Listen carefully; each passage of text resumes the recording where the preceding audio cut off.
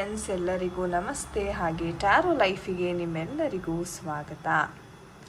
So friends, ಇಂದಿನ ಒಂದು ವಿಡಿಯೋನಲ್ಲಿ ಮೇನಾಗಿ ನಿಮ್ಮ ಒಂದು ವ್ಯಕ್ತಿಯ ಒಂದು ಕರೆಂಟ್ ಫೀಲಿಂಗ್ಸ್ ಅಂತಕ್ಕಂಥದ್ದು ಯಾವ ರೀತಿ ಇದೆ, ಸೊ ಕರೆಂಟ್ಲಿ ಅವರು ನಿಮ್ಮ ಬಗ್ಗೆ ಏನೆಲ್ಲ ಯೋಚನೆ ಅಂತಕ್ಕಂಥದ್ದು ಮಾಡ್ತಾ ಇದ್ದಾರೆ, ಸೊ ಇದೆಲ್ಲವನ್ನು ಇವತ್ತಿನ ಒಂದು ಟ್ಯಾರೋ ರೀಡಿಂಗ್ ಮಾಡುವುದರ ಮುಖಾಂತರ ನಾವು ತಿಳ್ಕೊಳ್ಳೋಣ. ಸೊ ಗೈಸ್, ಇದು ಒಂದು ಜನರಲ್ ಟೈಮ್ಲೆಸ್ ರೀಡಿಂಗ್ ಆಗಿರುತ್ತೆ. ಸೊ ನಿಮಗೆ ಯಾವ ವಿಚಾರಗಳು ರೆಸೊನೇಟ್ ಆಗುತ್ತೆ ಖಂಡಿತ ಕನ್ಸಿಡರ್ ಮಾಡಿ. ನಿಮಗೆ ಪರ್ಸ್ನಲ್ ರೀಡಿಂಗ್ ಬೇಕಾದಲ್ಲಿ ಸ್ಕ್ರೀನ್ ಮೇಲೆ ಕೊಟ್ಟಿರ್ತಕ್ಕಂಥ ನಂಬರ್ಗೆ ನೀವು ವಾಟ್ಸಪ್ ಅಥವಾ ಕರೆ ಮಾಡಿ ನಿಮ್ಮ ಸ್ಲಾಟ್ಸ್ ಅಂತಕ್ಕಂಥದ್ದನ್ನ ನೀವು ಬುಕ್ ಮಾಡ್ಕೋಬಹುದಾಗಿದೆ. ಆ್ಯಂಡ್ ಇದು ಒಂದು ನಮ್ಮ ಇನ್ಸ್ಟಾಗ್ರಾಮ್ ಪೇಜ್ ಲಿಂಕ್ ಆಗಿರುತ್ತೆ. ಸೊ ನೀವು ರೆಗ್ಯುಲರ್ ಗೈಡೆನ್ಸ್ಗೋಸ್ಕರ ಈ ಪೇಜನ್ನು ಸಹ ಫಾಲೋ ಮಾಡ್ಬೋದಾಗಿದೆ. ಸೊ ಬನ್ನಿ ಕ್ವಿಕ್ಕಾಗಿ ವಿಡಿಯೋವನ್ನು ಶುರು ಮಾಡೋಣ. ಸೊ ಈ ಡೆಕ್ಕನ್ನು ನೋಡ್ತಾ ನೀವು ನಿಮ್ಮ ಪರ್ಸನ್ ಹೆಸರು ಮತ್ತು ಡೇಟ್ ಆಫ್ ಬರ್ತ್ನ ನೀವು ಮನಸ್ಸಲ್ಲೇ ಚಾಂಟ್ ಮಾಡ್ಕೊಳ್ಳಿ. ಸೊ ನೋಡೋಣ ಅವರ ಒಂದು ಎನರ್ಜೀಸ್ ಅಂತಕ್ಕಂಥದ್ದು ಯಾವ ರೀತಿ ಇದೆ, ಅವರು ನಿಮ್ಮ ಬಗ್ಗೆ ಏನೆಲ್ಲ ಥಿಂಕ್ ಮಾಡ್ತಾ ಇದ್ದಾರೆ, ಅವರ ಒಂದು ಕರೆಂಟ್ ಫೀಲಿಂಗ್ಸ್ ಅಂತಕ್ಕಂಥದ್ದು ಏನಿದೆ. So think of your person. Okay, energies ಬಂದಿದೆ. So we have the hanged man energy and 6 of wands ಬರ್ತಾ ಇದೆ. Okay fine. So these are the energies. And bottom of the deck ನೋಡೋದಾದರೆ we have the 7 of wands energies ಬರ್ತಾ ಇದೆ. Okay guys, so guys, ಈ ಒಂದು ಎನರ್ಜೀಸ್ನ ನೋಡೋದಾದರೆ ಮುಖ್ಯವಾಗಿ ಹೇಳಬೇಕು ಅಂತಂದರೆ ಕೋರ್ಸ್ ತುಂಬ ಸ್ಟ್ರಗ್ಲಿಂಗ್ ಪೀರಿಯಡ್ ಅಂತಕ್ಕಂಥದ್ದು ಇಲ್ಲಿ ಕಾಣಿಸ್ತಾ ಇದೆ ಅಂತಲೇ ಹೇಳ್ಬೋದು. ನಿಮ್ಮ ಪರ್ಸನ್ ಅಥವಾ ನಿಮ್ಮ ನಡುವೆ ಒಂದು ತುಂಬ ಭಿನ್ನಾಭಿಪ್ರಾಯಗಳು ಎಸ್ಪೆಷಲಿ. ಓಕೆ, ಆ್ಯಂಡ್ ನೀವು ಒಂದು ವಿಚಾರ ಹೇಳೋಕ್ಕೆ ಹೋಗ್ತೀರಾ, ಅವರು ಅದನ್ನು ಮಿಸ್ಅಂಡರ್ಸ್ಟ್ಯಾಂಡ್ ಮಾಡ್ಕೊಳ್ಳೋದಿರ್ಬೋದು, ಅಥವಾ ಅವ್ರಿಗೆ ಒಂಥರ ಹೇಳಬೇಕು ಅಂತಂದರೆ ಒಂಥರ ಈ ರಿಲೇಷನ್ಶಿಪ್ ತುಂಬ ಟಾಕ್ಸಿಕ್ ಆಗ್ತಾ ಇದೆ ಅಂತಲೇ ಹೇಳ್ಬೋದು.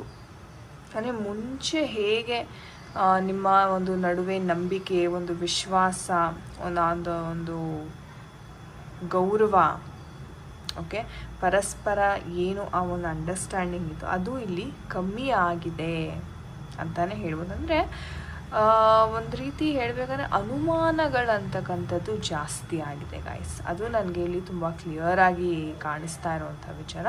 ಅನುಮಾನಗಳಂತಕ್ಕಂಥದ್ದು ತುಂಬ ಆಗಿದೆ ಈ ಒಂದು ವಿಚಾರದಲ್ಲಿ.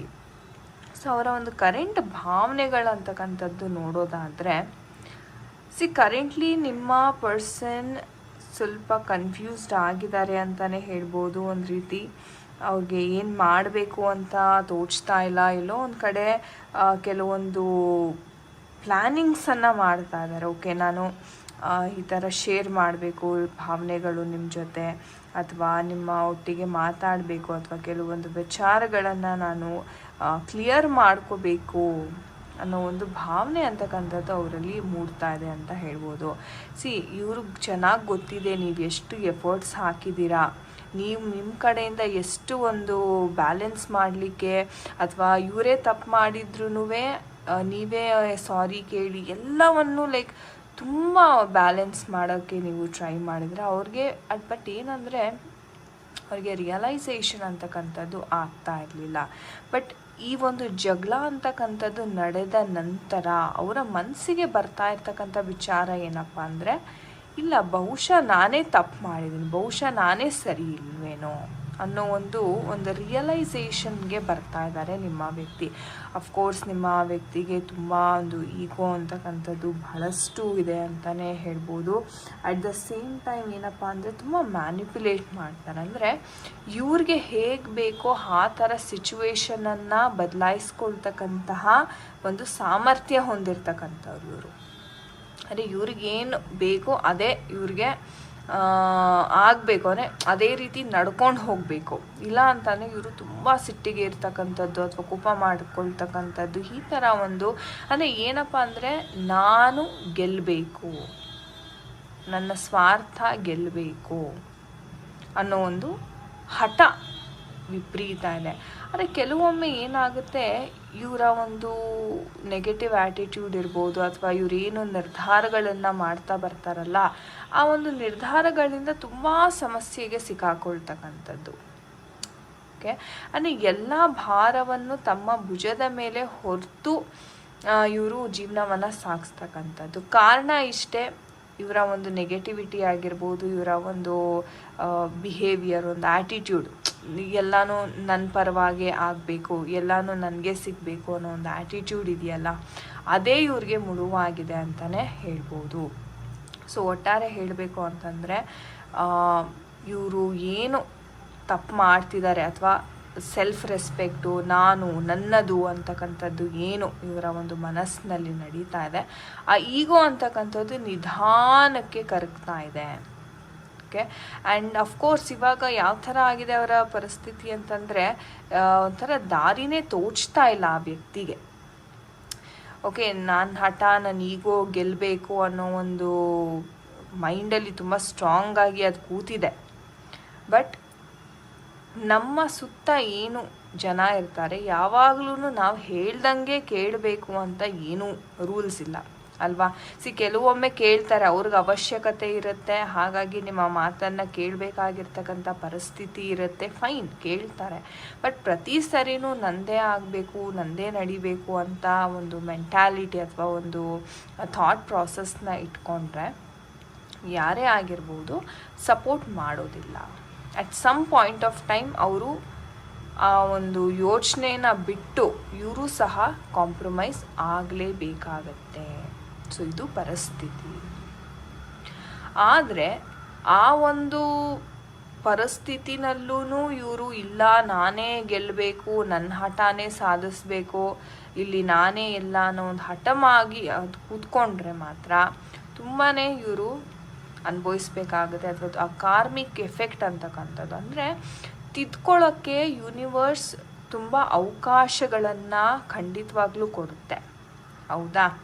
ಸೊ ಸುಮಾರು ಅವಕಾಶಗಳು ಕೊಟ್ಟಿದ್ರೂ ಇವರು ಇಲ್ಲ, ನಾನು ತಿದ್ಕೊಳ್ಳೋದಿಲ್ಲ ಅಂತ ಒಂದು ಹಠ ಮಾಡಿದ್ರೆ ತುಂಬ ಯೂನಿವರ್ಸ್ ಯಾವ ರೀತಿಯಲ್ಲಿ ಇವ್ರಿಗೆ ಪಾಠವನ್ನು ಕಲಿಸ್ಬೇಕೋ ಆ ರೀತಿ ಕಲಿಸುತ್ತೆ, ಹೌದಲ್ವಾ. ಬಿಕಾಸ್ ನಾವು ಹೇಳ್ತೀವಿ, ಜಾಣ ಮಕ್ಕಳಿಗೆ ಒಮ್ಮೆ ಹೇಳಿದ್ರೆ ಅವರು ತಿದ್ಕೋತಾರೆ, ಆದರೆ ದಡ್ಡರಿಗೆ ನಾವು ಎಷ್ಟೇ ಅವ್ರಿಗೆ ಹೇಳಿದ್ರೂ ಮಾತು ಕೇಳಲ್ಲ, ಆವಾಗ ಅವ್ರಿಗೆ ಬೇರೆ ರೀತಿಯೇ ಹ್ಯಾಂಡಲ್ ಮಾಡಬೇಕಾಗತ್ತೆ, ಹೌದಾ. ಸೊ ಅದೇ ಥರ ಯೂನಿವರ್ಸ್ ಕೂಡ ಇವ್ರಿಗೆ ಸುಮಾರು ಚಾನ್ಸಸ್ಸನ್ನು ಕೊಟ್ಟಿದೆ. ಇವರು ತಪ್ಪನ್ನು ತಿದ್ಕೋತಾರೆ, ಬದಲಾಗ್ತಾರೆ ಅಂತ. ಬಟ್ ಇವರು ಬಿಡೋದಕ್ಕೆ ರೆಡಿ ಇಲ್ಲ. ಸೊ ಆ ಒಂದು ಕಾರಣದಿಂದ ಬೇರೆ ದಾರಿ ಇಲ್ಲದೆ ಒಂದು ರೀತಿ ಕಠಿಣವಾದ ಒಂದು ಸಿಚುವೇಶನ್ ಅಂತಕ್ಕಂಥದ್ದು ಇವರ ಲೈಫಲ್ಲಿ ಬಂದಿದೆ. ಅಟ್ಲೀಸ್ಟ್ ಆ ಒಂದು ಸಿಚುವೇಶನಿಂದ ಆದರೂ ಈ ವ್ಯಕ್ತಿ ಪಾಠವನ್ನು ಕಲಿತಾರಾ. ಓಕೆ, ಇವರು ನಿಮಗೆ ಏನು ಅವಮಾನ ಮಾಡಿದ್ದಾರೆ ಅಥವಾ ನಿಮ್ಮ ಜೊತೆ ಯಾವ ರೀತಿ ನಡ್ಕೊಂಡಿದ್ದಾರೆ, ಅದಕ್ಕೆ ಒಂದು ಪಶ್ಚಾತ್ತಾಪ ಅಂತಕ್ಕಂಥದ್ದು, ಒಂದು ರಿಯಲೈಸೇಷನ್ ಅಂತಕ್ಕಂಥದ್ದು ಇವ್ರಿಗೆ ಆಗಬೇಕಾಗಿದೆ. ಸೊ ಆ ಥರ ಒಂದು ಪರಿಸ್ಥಿತಿ ಇವರ ಒಂದು ಲೈಫಲ್ಲಿ ನಡೀತಾ ಇದೆ. ನೋಡೋಣ ನಮ್ಮ ಏಂಜಲ್ಸ್ ಕಡೆಯಿಂದ ಯಾವ ಒಂದು ಗೈಡೆನ್ಸ್ ಸಿಗ್ತಾ ಇದೆ ಈ ಒಂದು ವಿಚಾರವಾಗಿ. ಸೊ ಡಿಯರ್ ಏಂಜಲ್ಸ್, ಟು ನಮ್ಮ ವೀಕ್ಷಕರಿಗೆ ಗೈಡೆನ್ಸನ್ನು ಕೊಡಿ. ಸೊ ಯು ಆರ್ ರೆಡಿ ಅಂತ ಹೇಳ್ತಾ ಇದ್ದಾರೆ ಏಂಜಲ್ಸು. ಯಾವ ಒಂದು ಮೆಸೇಜಸ್ ಇದೆ ನೋಡೋಣ, ಪ್ರೇಯರ್ ಮಾಡ್ಕೊಳ್ಳಿ. ಓಕೆ, ಸೊ ನಮ್ಮ ಆರ್ಕೇಂಜಲ್ ಮೆಟಟ್ರಾನ್ ಸಹ ಇಲ್ಲೇ ಇದ್ದಾರೆ. ಸೊ ಖಂಡಿತ ಪ್ರೇಯರ್ ಮಾಡ್ಕೊಳ್ಳಿ ಮೆಟಟ್ರಾನ್ಗೆ. ಸೊ ಹೆಲ್ಪ್ಫುಲ್ ಪೀಪಲ್ ಅಂತ ಇದ್ದಾರೆ. ಓಕೆ, ಅಂದರೆ ಸಹಾಯ ಮಾಡುವಂತಹ ಜನರಿದ್ದಾರೆ. ಇನ್ನೊಂದು ಮೆಸೇಜ್ ಬಂದಿದೆ ನಿಮಗಾಗಿ, ಲುಕ್ ಫಾರ್ ಅ ಸೈನ್ ಅಂತ ಹೇಳ್ತಾ ಇದ್ದಾರೆ. ಏಂಜಲ್ಸ್ ಹೇಳೋ ಪ್ರಕಾರ ನೀವು ರೆಡಿ ಇದ್ದೀರಾ. ನೀವು ಎಂತಹ ಸಿಚುವೇಶನ್ ಬರಲಿ, ಏನೇ ಬರಲಿ, ಅದನ್ನು ನೀವು ಎದುರಿಸೋದಕ್ಕೆ ರೆಡಿ ಇದ್ದೀರಾ. ಆದರೆ ಇವ್ರಿಗೆ ಆ ಒಂದು ನಾನು ಹೇಳಿದ್ನಲ್ಲ, ಇನ್ನೂ ಆ ಧೈರ್ಯ, ಆತ್ಮವಿಶ್ವಾಸ ಅಂತಕ್ಕಂಥದ್ದು ಇನ್ನೂ ಬಂದಿಲ್ಲ. ಸೊ ಅದು ಬರಬೇಕು ಇವ್ರಿಗೆ. ಆ್ಯಂಡ್ ಇವ್ರು ಬೇಕಿದ್ರೆ ಸುತ್ತಮುತ್ತ ಇವ್ರಿಗೆ ಸಹಾಯ ಮಾಡುವಂತಹ ಜನರಿದ್ದಾರೆ. ಅವರ ಒಂದು ಸಹಾಯ ಅಥವಾ ಅವರ ಒಂದು ಗೈಡೆನ್ಸನ್ನು ಸಹ ಇವರು ಪಡ್ಕೋಬೋದು. And look for a sign ಅಂತ ಸಹ ಹೇಳ್ತಾ ಇದ್ದಾರೆ. ಅಂದರೆ ಇವ್ರು ಮನ್ಸು ಮಾಡಿದ್ರೆ ತುಂಬ ಬೇಗವಾಗಿ ಈ ಒಂದು ಪರಿಸ್ಥಿತಿ ಏನಿದೆ ಅದರಿಂದ ಹೊರಗಡೆ ಬರ್ಬೋದು. ಬಟ್ ಇವ್ರು ತುಂಬ ಸೂಕ್ಷ್ಮವಾಗಿ ಇವರು ಗಮನಿಸ್ಬೇಕಾಗತ್ತೆ. ಅಂತ ಹೇಳ್ಬೋದು. ಓಕೆ, ಸೊ ಎಸ್, ಇದಾಗಿತ್ತು ನಮ್ಮ ಏಂಜಲ್ ಮೆಸೇಜಸ್ ಗೈಸ್. ನಿಮ್ಮೆಲ್ಲರಿಗೂ ಈ ಒಂದು ರೀಡಿಂಗ್ ರೆಸೊನೇಟ್ ಆಗಿದೆ ಅನ್ಕೋತೀನಿ. ಯಾರ ಜೊತೆ ಎಲ್ಲ ಇದು ಕನೆಕ್ಟ್ ಆಯಿತು ಖಂಡಿತವಾಗ್ಲೂ ಕಮೆಂಟ್ ಸೆಕ್ಷನಲ್ಲಿ ದಯವಿಟ್ಟು ತಿಳಿಸಿ. ಆ್ಯಂಡ್ ನಿಮಗೆ ಯಾರಿಗೆಲ್ಲ ಪರ್ಸ್ನಲ್ ರೀಡಿಂಗಿನ ಅವಶ್ಯಕತೆ ಇದೆ ಅಥವಾ ಟ್ಯಾರೋ ಕಲಿಬೇಕು ಅನ್ನೋ ಒಂದು ಆಸಕ್ತಿ ಇದೆ, ಖಂಡಿತವಾಗ್ಲೂ ನೀವು ನಮ್ಮನ್ನು ಕಾಂಟ್ಯಾಕ್ಟ್ ಮಾಡ್ಬೋದು ಖಂಡಿತವಾಗ್ಲೂ. So guys, thank you so much for watching this video. ನಾನು ನಿಮಗೆ ಸಿಗ್ತೀನಿ ಮುಂದಿನ ವಿಡಿಯೋದಲ್ಲಿ. ಅಂಟಿಲ್ ದೆನ್ ನಿಮ್ಮೆಲ್ಲರಿಗೂ ನಮಸ್ತೆ. ಹರೇ ಕೃಷ್ಣ.